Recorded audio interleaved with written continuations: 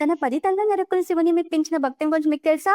10x21 temples వంశీతన్ని ఏంటి studio video ending లో చూద్దాం. ప్రెజెంట్ తన భక్తిని కోసం డాక్టర్ మారిన శివుని గురించి తెలుసుకుందాం. అదొక మహాక్షేత్రం. జార్ఖండ్ లోని డియోగఢ్ నగరంలో కొలువై ఉన్న ద్వాదశ జ్యోతిర్లింగాల్లో ఒకటైనటువంటి వైద్యనాథ్ జ్యోతిర్లింగం. బైద్యనాథ్ ధామ్, బైద్యనాథ్ జ్యోతిర్లింగం అని కూడా అంటూ ఉంటారు. లోపలికి ఎంట్రీ అయినప్పుడు ప్యాసేజ్ కొంచెం క్రౌడీగా ఉంటుంది అండ్ కొంచెం నేరోగా ఉంటుంది అనమాట. సింహద్వారం 2 సైడ్స్ కూడా సింహాలు ఉంటాయి. ఇక్కడ పాలతో చేసిన స్వీట్స్ చాలా ఫేమస్. సింహద్వారం దగ్గరలో ఒక సాక్రెడ్ వెల్ ఉంటుంది. ఆ వాటర్ మనం తీర్థంగా తీసుకోవచ్చు.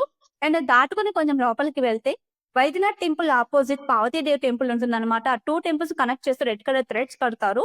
అది ఏంటి నమ్మకం అంటే వైఫ్ అండ్ హస్బెండ్ రిలేషన్‌షిప్ మధ్యలో ఎటువంటి డిస్టర్బెన్సెస్ లేకుండా చాలా హెల్తీగా లైఫ్ లాంగ్ హెల్తీగా స్ట్రాంగ్ గా ఉండాలి. మంచి బాండింగ్ ఉండాలి. హ్యాపీగా ఉండాలన్న నమ్మకం అన్నమాట. అన్న ఉద్దేశంతో కడతారు. అలాగే ప్రతి శివాలయంలోను మనం త్రిశూలం చూస్తాం. కానీ ఇక్కడ మాత్రం పంచశూలం కనిపిస్తే ప్రతి గోపురానికి. అది దేనికి నిర్వచనం అంటే మనలో ఉన్నటువంటి 5 weaknesses lust, anger, greed, attachment and jealous అనేది కంట్రోల్‌లో ఉండాలి అన్న ఉద్దేశం అన్నమాట. ఆ సూచన ఇస్తూ ఉంటుంది. ఈ ప్రిమిసెస్ అంతా 21 టెంపుల్స్ తో నిండిపోయి ఉంటుంది. ఈ లార్డ్ గణేష టెంపుల్ తో స్టార్ట్ అయ్యి హనుమదేశ్వర టెంపుల్ తో ఎండ్ అవుతుందన్నమాట. గంగాదేవి, అన్నపూర్ణేశ్వరి దేవి, సత్యాదేవి, సూర్యదేవ, అలాగే దశ మహావిద్యలో ఒకటైన తారాదేవి, మా కాళీ టెంపుల్ రెడ్ కలర్ లో కనిపిస్తూ ఉంటుంది.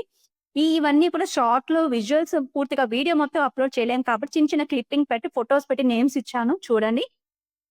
గురువుగా చేస్తున్న రుద్రాభిషేకం అది చాలా lengthy process. So next short లో అప్లోడ్ చేస్తాను. ఇక్కడ ఓన్లీ స్మాల్ క్లిప్పింగ్ వరకు యాడ్ చేస్తాను మీరంతా చూస్తారు అని చెప్పి. ఇక స్థల పురాణం ఏం చెప్తుంది అంటే రావణాసుడు లంకాధిపత్యం కోసం అలాగే సాక్షాత్ శివుణ్ణి తన లంకలో స్థాపితం చేసుకుంటే తనకి లైఫ్ లాంగ్ ఓటమి అన్నది ఉండదు అన్న ఉద్దేశంతో కఠోరమైన తపస్సు చేస్తాడు అనమాట.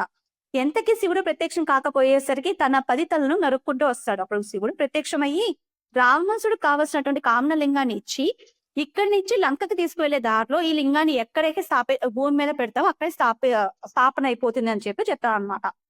సో అందుకు రావణాసుడు సరే అని చెప్పి ఆ లింగాన్ని తీసుకుని బయలుదేరతాడు. ఆల్రెడీ అతీతమైన శక్తులన్నీ రావణాసుడికి ఉన్నాయి. సో తన విపరీత చేష్టలు ఇంకా ఎక్కువైపోతాయి అని చెప్పి విష్ణువు, గణేశుడు కలిసి ఒక చిన్న పన్నాగం పండి వర్ణదేవుని సపోర్ట్ తీసుకుని రావణాసుని బాడీలో చల్లదనం పుట్టిస్తాడు అనమాట. సో ఈ రావణాసుడు యూనివర్స్ కి వెళ్లాల్సి వచ్చి అక్కడ గణేశుడు చిన్న బాలుని రూపంలో గోవులను కాచుకుంటూ ఉంటే ఆ బాలుని పిలిచి ఆ లింగాన్ని తన చేతుల్లో పెట్టి యూనివర్స్ కి వెళ్తాడు. వెంటనే గణేశుడు ఆ లింగాన్ని స్థాపిస్తాడు. అదే ఈ ప్లేస్ అన్నమాట. సో రావణాసుడు వచ్చేసరికి లింగం స్థాపన జరిగిపోయి ఉంటుంది. వెంటనే దాన్ని తీయడం కోసం రావణాసుడు తన బొటని వెళ్తే గట్టిగా నొక్కుతాడు అనమాట. ఆ సింబల్ ఇప్పటికి పడిపోయి ఉంటుంది. ఆ లింగం మీద కనిపిస్తుంది అనమాట అందరికి. అండ్ ఇక్కడ లోపల గర్భగుడిలో మనం వీడియో కూడా తీసుకోవచ్చు, అభిషేకం వీడియో.